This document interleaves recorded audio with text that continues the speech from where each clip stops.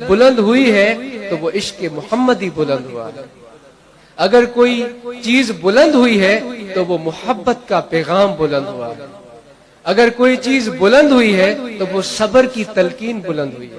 تو میرے دوستو، اپنے مرشد کی بیانات، ان کے فرمودات کو سمجھ کر ان پر عمل کرنے کی ضرورت ہے۔ اپنے شیخ کی ذات کی طرف متوجہ ہونے کی ضرورت ہے۔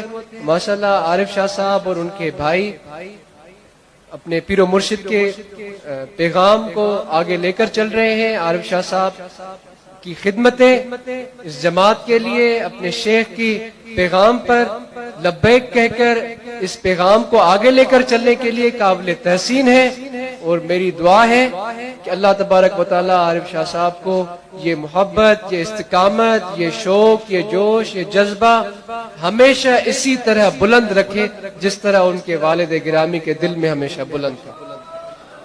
وہی محبت، وہی پیار اپنے شیخ سے جو ان کے والد محترم ہمارے پیارے جناب اسماعیل شاہ صاحب کے ساتھ ہم نے محسوس کیا، وہ آج ہم کو ان کے ساتھ بھی محسوس ہوتا ہے۔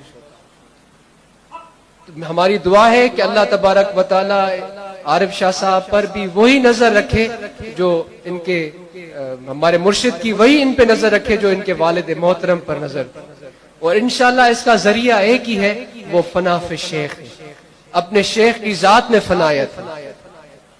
اگر کچھ نظر آئے تو شیخ کی رضا نظر آئے، اگر کچھ طلب ہو تو شیخ کی رضا کی طلب ہو، کیونکہ جس طرح میں نے آپ کو پہلے کہا نا، اللہ نے کیوں کہا ہے کہ میرے سچے دوستوں کے ساتھ رہو؟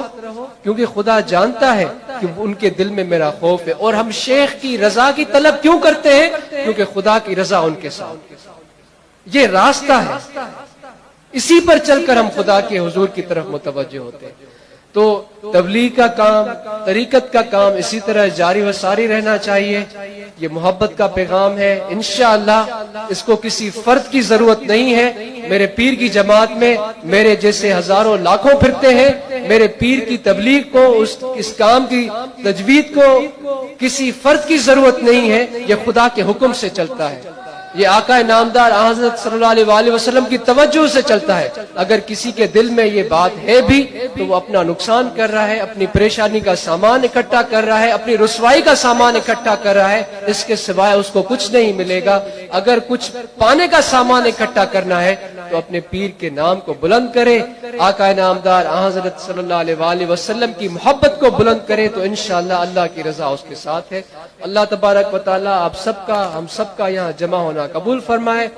سب کے لیے دعا ہے کہ اللہ تبارک و تعالی ہم سب کے لیے آسانیاں، خیر اور برکت کا باعث بنائے۔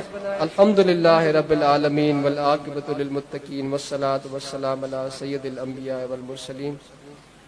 اے میرے پروردگار، ہم سب کے لیے خیر اور آسانیاں فرما، برکتیں اور رحمت عطا فرما۔ میرے پروردگار، تیرے فضل کی وسعت کو تو ہی جانتا ہے، ہم تو اپنی کوتاہیوں کو بھی نہیں پرکھ سکتے، ہم تو اپنی خامیوں کو بھی نہیں پرکھ سکتے۔